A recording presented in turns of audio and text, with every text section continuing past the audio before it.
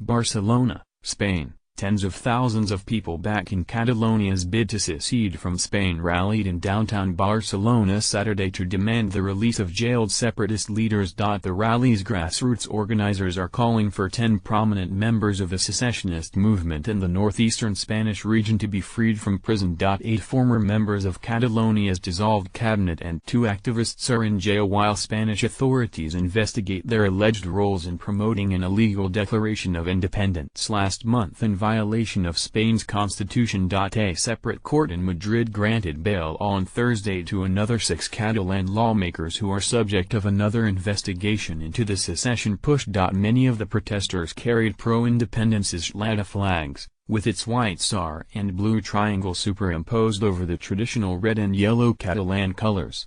Many also held signs saying in Catalan freedom political prisoners and wore yellow ribbons as a symbol of their demands. The Spanish authorities are violating many rights of freedom against our people, and we come here to say that we are against it and to demand the release of our prisoners who are in prison unjustly, said 30-year-old engineer Joan Carles Roses. Grassroots group National Catalan Assembly organized over 500 buses to bring people from towns and villages across Catalonia to its main city of Barcelona. Also on Saturday, the pro-independence Republic Left Party announced that its jailed leader Oriol Junqueras will be its top candidate for the upcoming regional elections on December 21. The Catalan party is including other jailed leaders in its list for the regional parliament.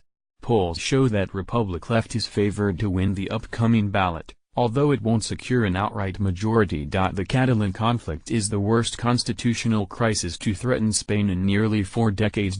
A day after Catalonia's parliament voted in favor of a declaration of independence on October 27, Spain's government activated extraordinary powers given to it by the Senate to fire the region's government, dissolve its parliament and call local elections.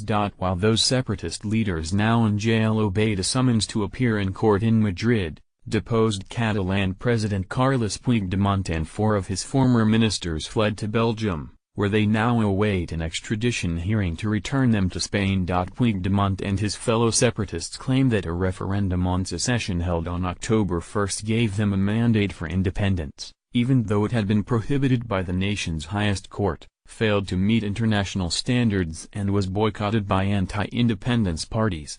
Less than half of the electorate turned out to vote, and the referendum was also disrupted by brutal police raids. No foreign power has recognized Catalonia's claim to independence.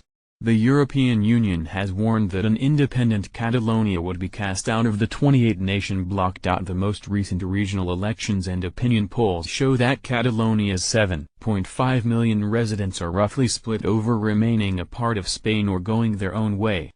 Most pro-independence supporters feel that the Catalan language and culture would have a better chance of flourishing in a separate state and that their economic prospects would be improved. The business sector has so far not been convinced, with over 2,000 companies transferring their headquarters out of the northeastern region in recent weeks for fears of being pushed out of the common EU market. The Spanish constitution says the nation is indivisible and that questions of national sovereignty should be addressed by the national parliament in Madrid. AP television producer Hernán Muñoz contributed to this report.